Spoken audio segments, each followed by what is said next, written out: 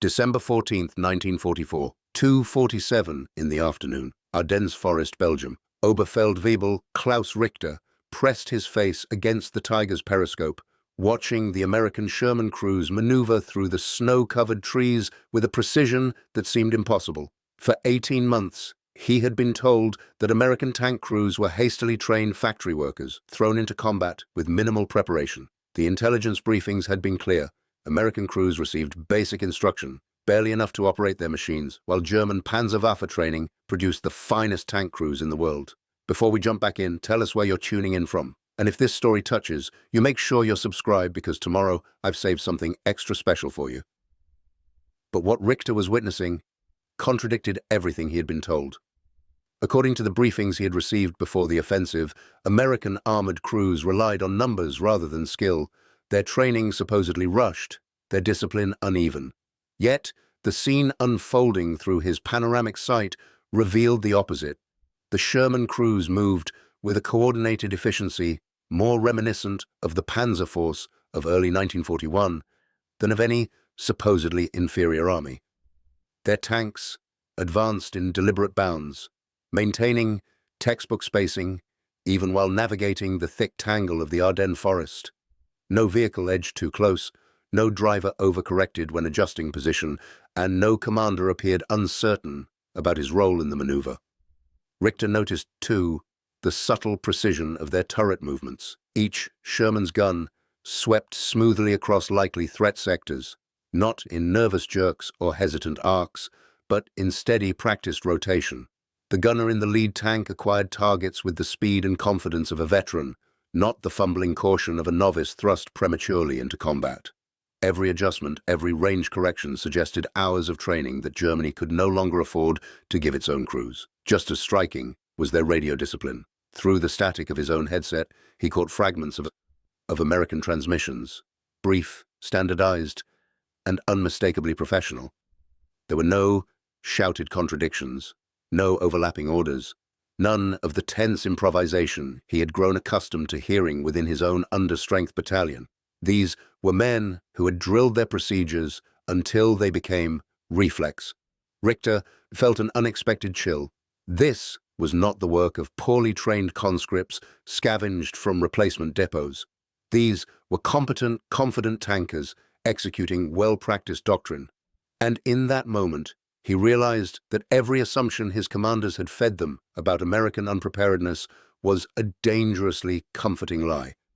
What Klaus Richter could not have known, what German intelligence had completely failed to discover, was that the Sherman crews he was watching had each received approximately 300 hours of comprehensive tank training before arriving in Europe. Meanwhile, Richter himself had received only 80 hours of instruction before being rushed to the front in late 1943. The German Panzerwaffe, once the most thoroughly trained armored force in history, had been forced by catastrophic losses and desperate manpower shortages to cut training to a fraction of its former standard. In exactly 4 minutes, Richter's Tiger would engage these American crews in combat that would shatter his assumptions about training, competence, and the fundamental mathematics of industrial warfare. The engagement would reveal a truth that German commanders had tried desperately to hide from their crews. The training advantage that had sustained German tank superiority for years had not merely diminished, but had completely reversed. The story of German tank crew training began in triumph and ended in catastrophe, a trajectory that perfectly mirrored the Third Reich itself. When the Panzerwaffe formed in the mid-1930s, tank crew training was extraordinarily comprehensive. Potential tank crewmen underwent 6 months of basic military training, followed by 4 to 6 months of specialized armor instruction. Commanders received an additional 3 to 6 months of tactical and leadership training. The total investment could exceed 12 to 18 months before a crew was considered combat ready. This extensive training produced the tank crews that conquered Poland in 35 days and France in 6 weeks.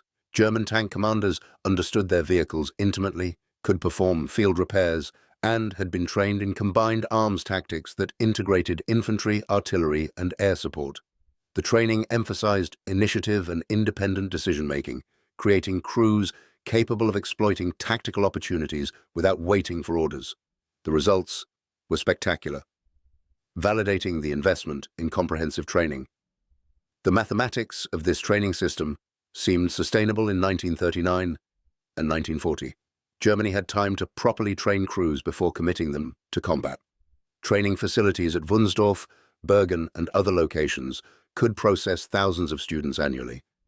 The Panzerwaffe expanded from 3 divisions in 1939 to 21 divisions by 1941, while maintaining training standards. But Operation Barbarossa, the invasion of the Soviet Union, beginning June 22, 1941, initiated a catastrophic erosion of German training capacity that would ultimately prove fatal. The Eastern Front consumed German tank crews at rates that pre-war planners had never imagined possible. In the first 6 months of fighting in Russia, German armored forces suffered over 40% casualties. Entire tank battalions were destroyed and had to be rebuilt from scratch. The pressure to replace losses forced the first compromises in training standards. By late 1941, specialized tank training was reduced from 4 to 6 months to 3 months. By mid-1942, it had dropped to 2 months. The additional commander training was compressed or eliminated entirely. Crews were being rushed to the front with barely enough instruction to operate their vehicles, let alone master the tactical nuances that had made the Panzerwaffe so effective. The training infrastructure itself came under increasing strain. Experienced instructors were pulled back to combat units to replace killed and wounded veterans, leaving training schools staffed with less capable personnel. Training vehicles wore out and could not be replaced as production prioritized combat units. Fuel allocations for training were repeatedly cut as Germany's petroleum situation deteriorated. By 1943, many tank training courses conducted the majority of instruction on wooden mock-ups rather than actual tanks. The comparison with American tank crew training could not have been more stark. The United States Army, entering the war with minimal armored forces, constructed from scratch the most comprehensive tank training system ever created. The scale was staggering. Fort Knox, Kentucky, was transformed into the Armored Force School, processing thousands of students through standardized programs. Additional training facilities opened at Fort Benning, Georgia, and Camp Polk, Louisiana, and Camp Bowie, Texas. American tank crew training followed a systematic progression that German planners would have recognized and envied.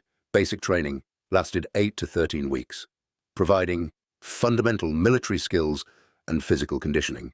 This was followed by specialized armor training lasting 12 to 17 weeks, where crews learned vehicle operation, gunnery, communications, and maintenance. Advanced training added another 6 to 10 weeks, focusing on tactical employment and combined arms operations. The total training time for an American tank crew member averaged between 26 and 40 weeks, approximately 250 to 300 hours of actual training time.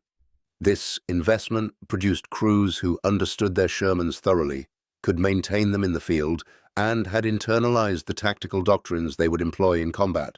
The training emphasized crew coordination, with entire tank crews training together rather than as individuals assembled at the last moment. What made American training particularly effective was its industrial approach. Standardized curriculums ensured every graduate received identical instruction regardless of which facility they attended. Training aids, including films, manuals, and realistic simulators, reinforced lessons. The Americans even constructed full-scale mock German villages where crews could practice combined arms attacks against realistic defenses. The attention to detail and resource commitment was extraordinary. By 1943, the contrast between German and American training had become a chasm. A German tank crew rushed to the front might have received 80 hours of actual training, with much of that on obsolete equipment or simulators. An American crew arriving in Europe had received 300 hours of comprehensive instruction on the actual vehicles they would operate in combat. The training advantage that Germany had enjoyed in 1939 and 1940 had completely reversed. German commanders understood the implications, but were powerless to address them.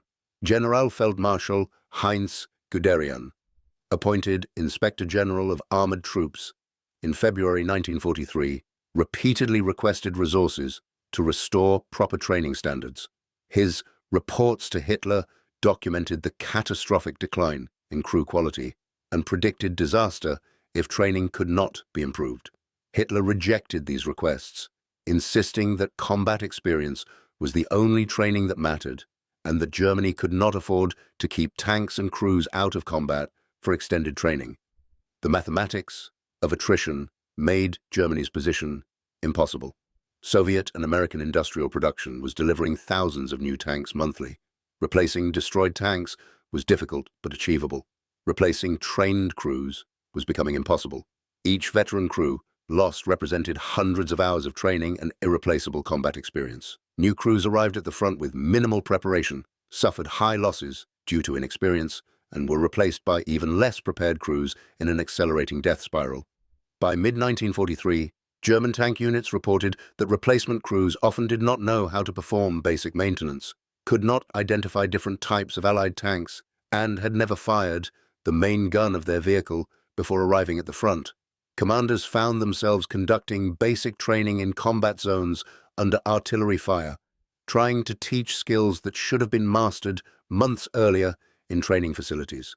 The predictable result was catastrophically high losses among replacement crews. The quality decline was measurable in multiple ways.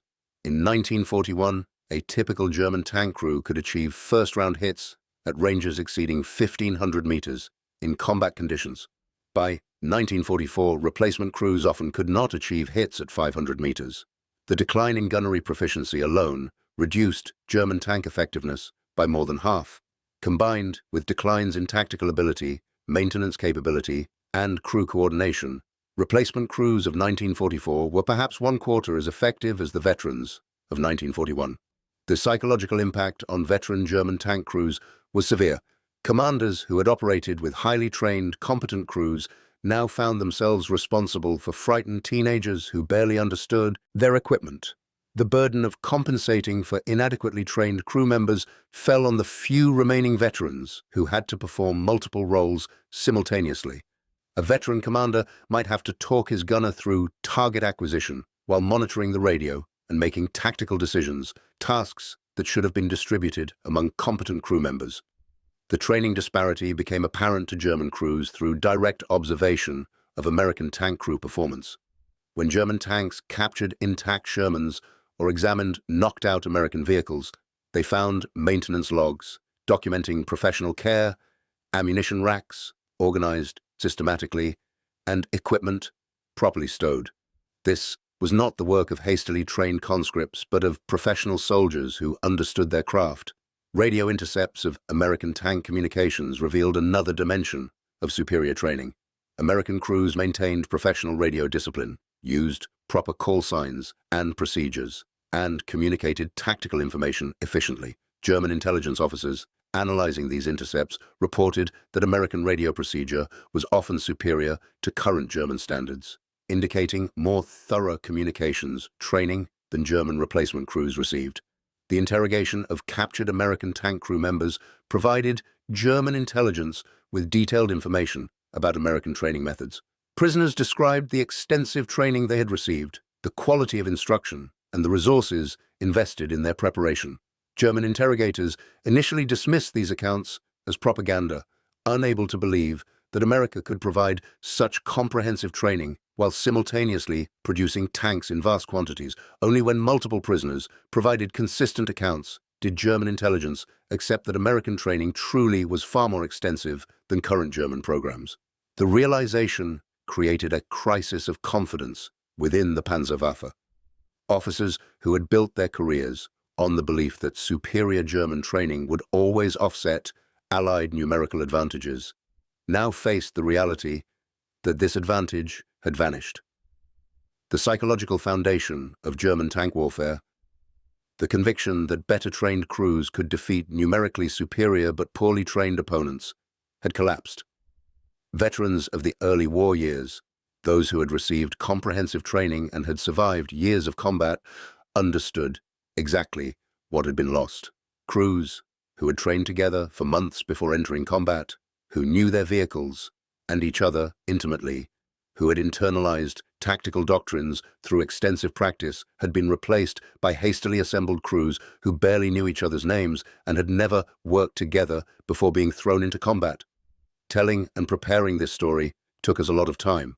So, if you are enjoying it, subscribe to our channel.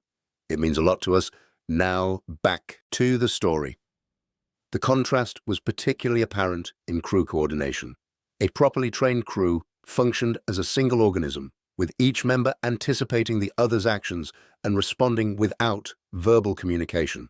The commander could focus on tactical decisions because he trusted his gunner to acquire targets, his loader to maintain ammunition supply, his driver to execute maneuvers, and his radio operator to manage communications. This level of coordination required extensive training and practice. Replacement crews of 1943 and 1944 lacked this coordination entirely.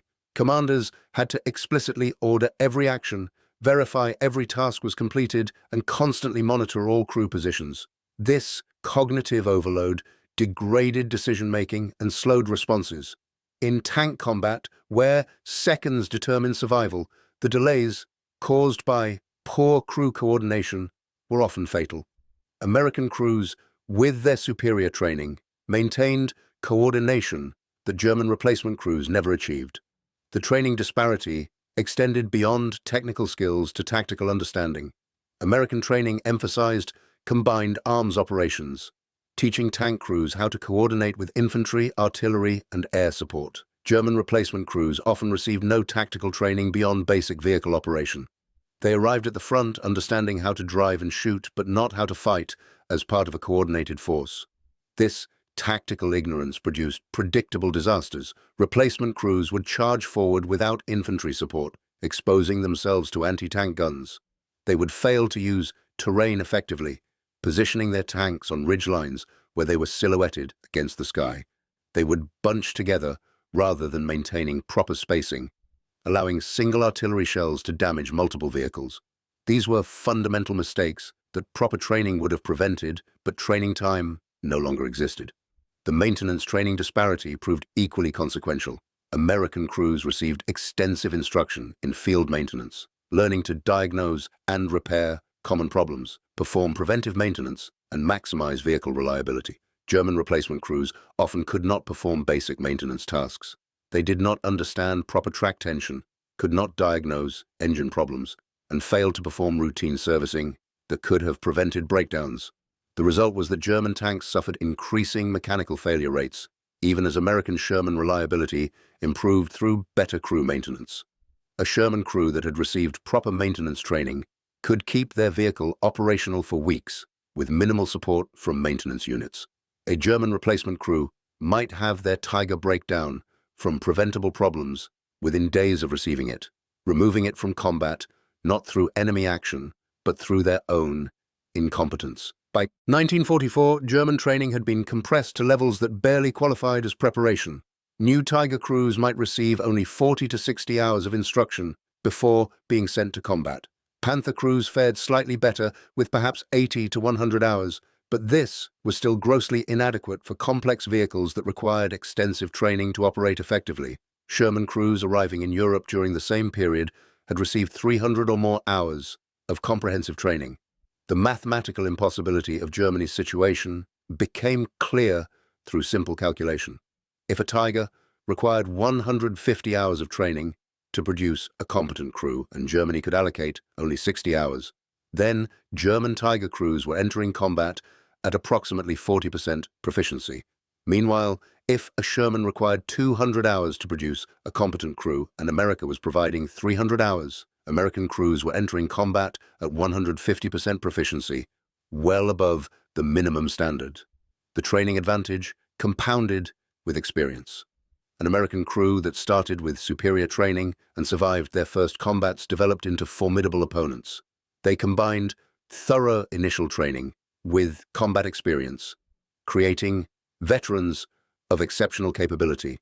German replacement crews that started with inadequate training often died before gaining significant experience. Those who survived did so often through luck rather than skill, and their minimal training left them poorly prepared to learn from experience. German commanders attempted various measures to address the training crisis. Some units established informal training programs at the front, pulling new crews out of combat for a few days of intensive instruction before committing them. Veteran crews were sometimes assigned to mentor replacement crews, though this placed additional burden on the few remaining veterans. Some divisions created training companies that provided supplementary instruction, but these efforts were undermined by constant demands to commit all available forces to combat. The fundamental problem was that Germany simply did not have the time, resources, or security to properly train replacement crews. Training facilities were bombed by Allied air forces. Fuel allocations for training were cut repeatedly as Germany's petroleum situation became desperate. Training vehicles were cannibalized for parts needed by combat units. Experienced instructors were sent back to combat units to replace losses. The training infrastructure was collapsing, even as the need for trained crews increased. The psychological impact on German tank crews of discovering the extent of American training was devastating. Crews who had been told they represented the elite of the German military discovered that their training was inferior to that of supposedly inferior American conscripts. The ideological foundations of Nazi belief in German superiority crumbled when confronted with the reality that American democracy could produce better trained soldiers than German totalitarianism. Veterans who survived from the early war years found themselves in units composed primarily of inadequately trained replacements. The esprit de corps that had sustained German tank units through terrible losses evaporated as veteran crews lost confidence in their replacement comrades. The knowledge that the crew in the next tank might not know how to properly engage targets or execute basic maneuvers created constant anxiety and degraded unit cohesion. The training crisis intersected with Germany's broader strategic disasters to create an impossible situation. Fuel shortages meant that even when training time was allocated, much of it consisted of classroom instruction rather than practical exercises. Ammunition shortages meant that gunnery training was conducted with minimal live firing, producing crews who had never properly zeroed their sights or learned to compensate for environmental factors affecting accuracy. Equipment shortages meant that crews trained on different models than they would operate in combat, forcing them to learn new systems under fire. By early 1945, the training situation had deteriorated beyond recovery. Some replacement crews received as little as 40 hours of instruction before being committed to combat. This was barely sufficient to teach basic vehicle operation, let alone tactical employment or combat skills. These crews were essentially being sent to die, sacrificed in a futile attempt to slow Allied advances with inadequately prepared personnel in increasingly scarce vehicles.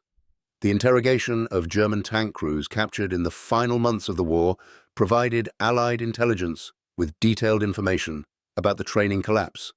Prisoners consistently reported receiving minimal training, often on equipment different from what they would operate in combat. Many reported never having fired their main gun before entering combat. Some had received only classroom instruction without ever operating an actual tank.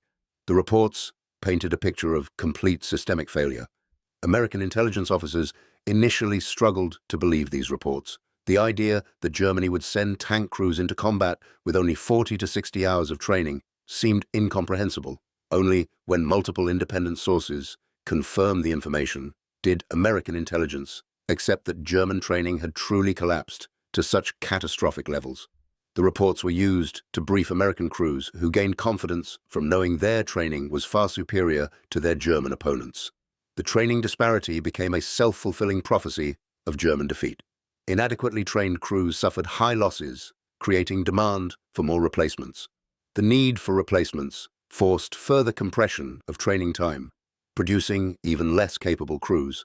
These crews suffered even higher losses, accelerating the death spiral. By 1945, some German tank units were losing replacement crews faster than they could be integrated into the unit, creating a revolving door of terrified teenagers who died before even learning their comrades' names. The few German veterans who survived the entire war consistently identified the training collapse as the beginning of the end for the Panzerwaffe. In post-war interviews and memoirs, they described watching replacement crews make elementary mistakes that resulted in their deaths within hours or days of arriving at the front. The psychological burden of witnessing these preventable deaths, knowing that proper training could have saved these young men, haunted veterans for decades. The mathematical certainty of defeat through training disparity became clear to German commanders by mid-1944, but remained hidden from most crews until they experienced it firsthand. When Klaus Richter watched those Sherman crews maneuver with professional competence through the Ardennes forest in December 1944, he was witnessing the result of 300 hours of training, confronting his own 80 hours of instruction.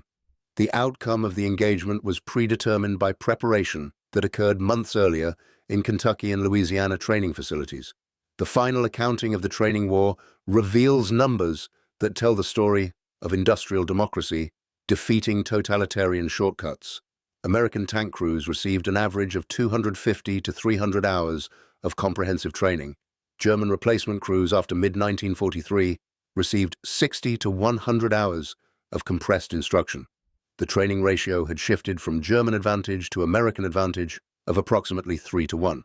This advantage proved as decisive as numerical superiority in tanks themselves. The production statistics compound the training advantage. America produced approximately 50,000 tanks during the war while training crews to 300-hour standards. Germany produced approximately 25,000 tanks while training crews to progressively degrading standards that ended at 60 hours. American industrial capacity had achieved both quantity and quality simultaneously, an accomplishment that German planners had believed impossible. The human cost of Germany's training failure is difficult to calculate precisely, but certainly exceeded tens of thousands of unnecessary deaths. Inadequately trained crews died in situations where proper training would have enabled survival. They made mistakes that killed not only themselves, but also infantry they were supposed to support, recovery crews trying to save them, and the veteran crews who tried to compensate for their inadequacy. The training collapse multiplied casualties across the German military. The psychological journey of German tank crews from confidence in their superior training to realization of their training disadvantage occurred over approximately 2 years, from mid-1942, when training began, to be compressed to late 1944, when the full extent of American training superiority became undeniable. This journey from superiority to inferiority in training mirrored the larger trajectory of German fortunes in the war, from triumph to disaster. The lessons learned from the training war shaped post-war military doctrine across the world. The American emphasis on comprehensive training before combat became the global standard. Modern tank crews receive hundreds of hours of instruction precisely because the American model proved superior to the German approach of rushing inadequately trained crews into combat. The training war of 1943 to 1945 established principles that remain valid today. The story of German tankers discovering that Sherman crews received 300 hours of training while they received only 80 provides a case study in how industrial capacity and systematic preparation defeat shortcuts and improvisation.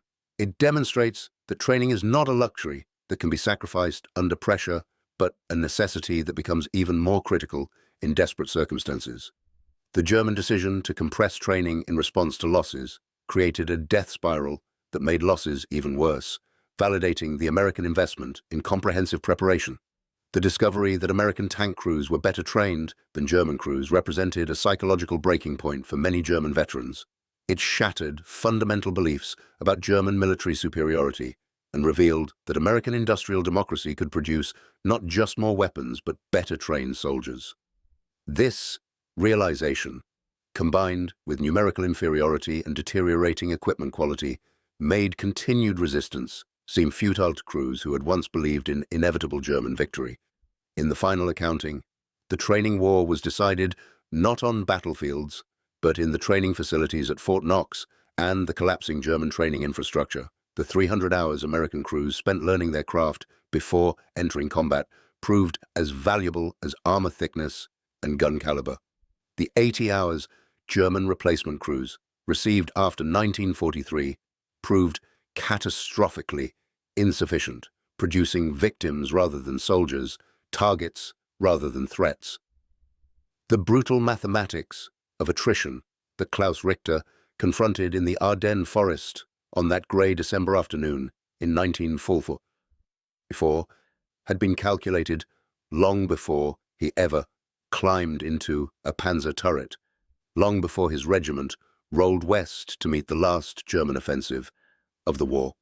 The numbers had been set months earlier, numbers that measured not bravery or ideology or even tactical insight, but the quiet, bureaucratic decisions made in training centers, assembly halls, and staff conferences. Those unseen choices had already determined how long most of the men around him would live. Richter was a veteran by German standards that winter, though he had only been in combat since the summer. In 1944, that alone set him apart. Most of the crews who had joined his battalion during the frantic build-up to the Ardennes offensive were hardly trained at all, boys with wide eyes, brittle nerves, and only the vaguest grasp of their machines. Some had fired a main gun only once during training. A few had never driven their tank off a paved road until the day they crossed into the Eifel. He knew the numbers as well as any officer. Before 1943, a German tank crewman averaged between 300 and 500 hours of formal instruction, a regimen combining gunnery, communications, engine maintenance, tactical maneuvering, night driving, map reading, and extensive field exercises. By late 1944, many replacement crews received 80 hours or fewer, and often only 20 of those involved actual training in a tank. The rest was spent on political briefings, drilling with wooden replicas or simply waiting for fuel that never arrived. Fuel shortages had quietly gutted the armored force months before Allied armies crossed the Seine. What good were experienced instructors if they could not run practical courses? What good were meticulously produced manuals if no one had the time to teach them? The Panzer Arm, once the most technically proficient armored force in the world, was now feeding half-trained crews into battles they were mathematically doomed to lose. Richter had felt it long before he saw it. On the afternoon that remained, seared into his memory, the encounter in the Ardennes, he watched American Sherman tank crews maneuver with a competence that surprised him. They were not reckless. They were not improvising. They moved with the calm assurance of men who had repeated these tasks dozens, even hundreds of times before entering combat. Their turret slews were crisp, their spacing precise, their reaction times measured in seconds rather than panic-driven flailing. He could see the training in their movement. He could also see the absence of it in his own replacements. One of the new loaders in his company had asked him, during the march forward, which end of the shell was supposed to face the breach, an honest question delivered by a boy who had been given a uniform, a helmet, and a death sentence disguised as an opportunity. Another gunner, newly arrived from an accelerated course, struggled to track moving targets. His instructors had used trucks mounted with painted silhouettes to simulate enemy tanks, because fuel shortages prevented any real moving target practice. It would be easy, in retrospect, to romanticize their desperation. But Richter did not romanticize it. He felt only dread. When he first saw the American tanks that day, glinting through the skeletal winter trees, he understood what the training statistics had already proven. The German advantage in tank crew proficiency, an advantage built carefully over years, was gone.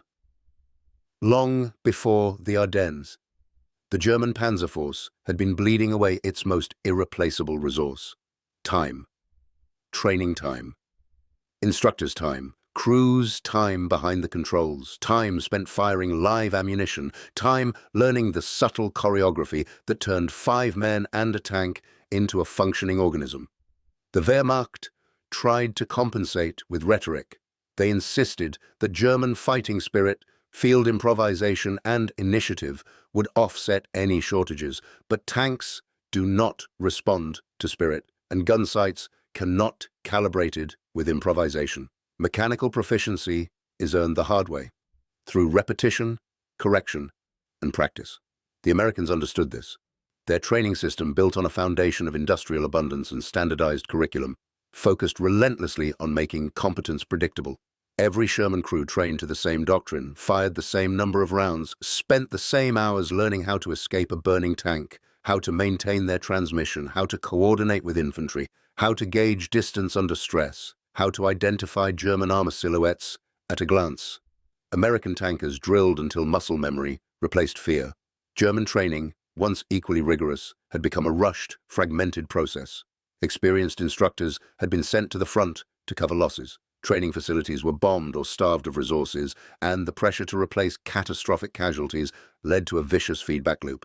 Quick training produced poorly prepared crews who died faster, which increased pressure for even quicker training. It was a downward spiral that devoured the Panzer arm from within. Richter saw the result of this spiral every time a replacement tank arrived. The paint would still be factory fresh, but the crew inside it had the haunted, uncertain look of men who had learned just enough to know how little they knew. In the opening days of the Ardennes offensive, German tanks achieved several tactical surprises. They ambushed American columns. They outflanked unprepared units. They created confusion and panic.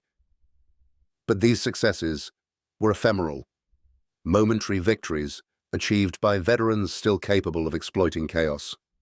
When the offensive reached its operational limits, when the fighting transitioned from surprise breakthroughs to grinding engagements, the difference in training asserted itself with merciless clarity. Richter witnessed it firsthand. In one skirmish, a Panzer IV from a newly formed platoon attempted to advance alongside his own Panther. When the Americans opened fire, the inexperienced driver panicked, oversteered, and exposed the tank's flank. A single Sherman round penetrated the side armor, igniting the fuel and killing the crew instantly. No maneuver, no return fire, no chance. Later that same day, a new gunner failed to adjust sight settings for range, firing 3 rounds that sailed high over the enemy position. By the time he recalibrated, an American tank destroyer had already acquired him.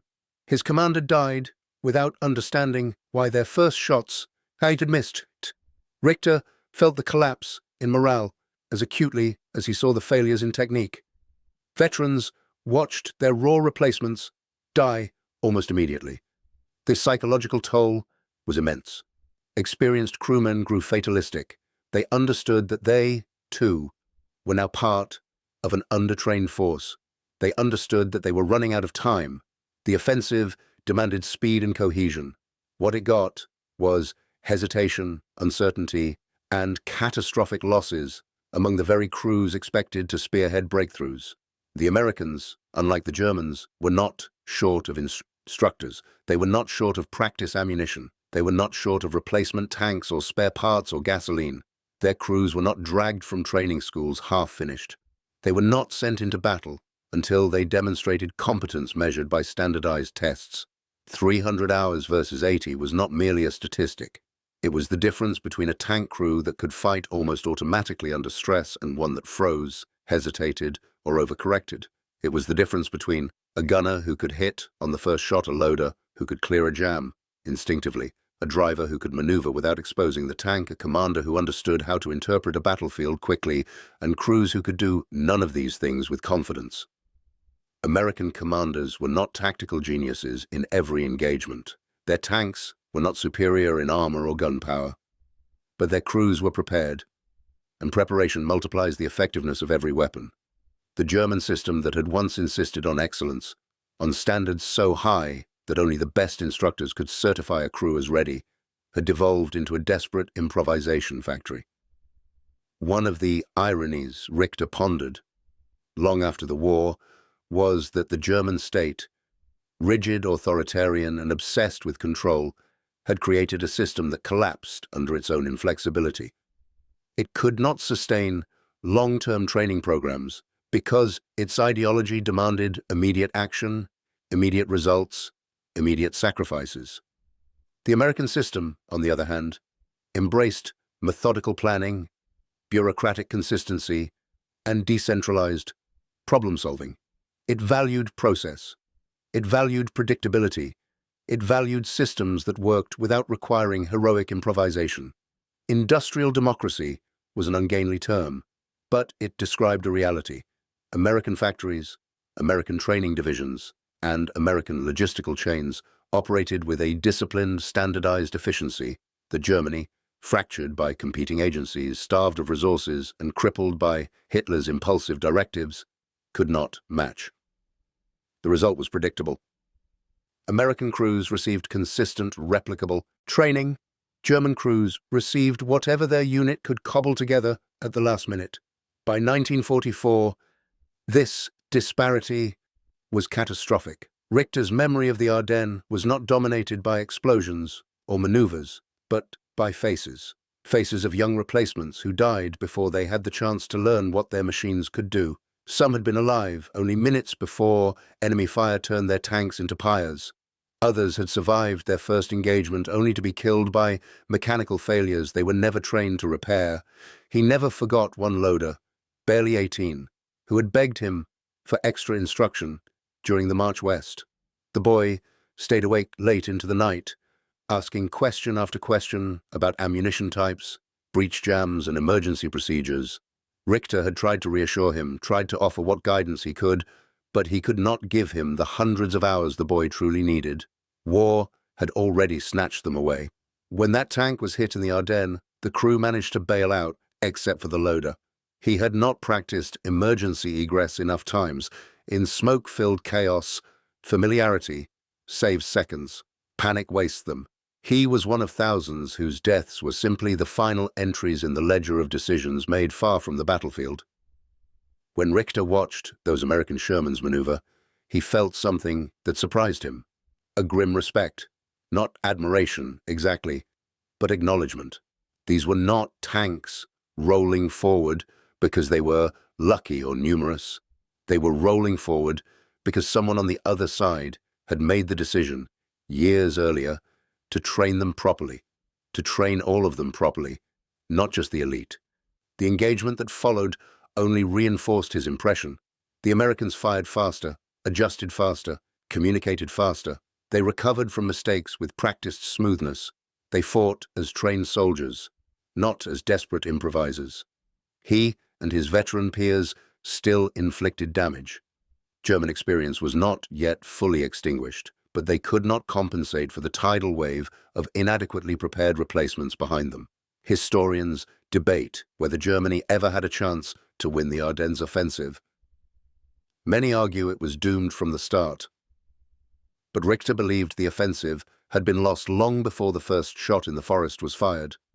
Lost in the training fields of Germany, where empty fuel tanks prevented lessons, where rushed curricula replaced mastery, where instructors vanished to the front, and where political urgency replaced military prudence. The training war, as he later called it, was quiet, invisible, and utterly decisive. It was lost when hours of gunnery practice were cut, maintenance drills were shortened, tactical exercises were cancelled, instructors were reassigned, and half-prepared crews were told they were ready. The collapse was not sudden. It was incremental, a slow erosion of quality that went unnoticed, until it became impossible to ignore.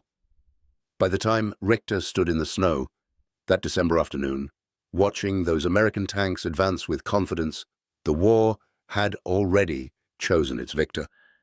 When historians look back on the Ardennes, they often focus on the drama, the surprise attack, the snowstorms, the fog, the brutal close-quarters fighting.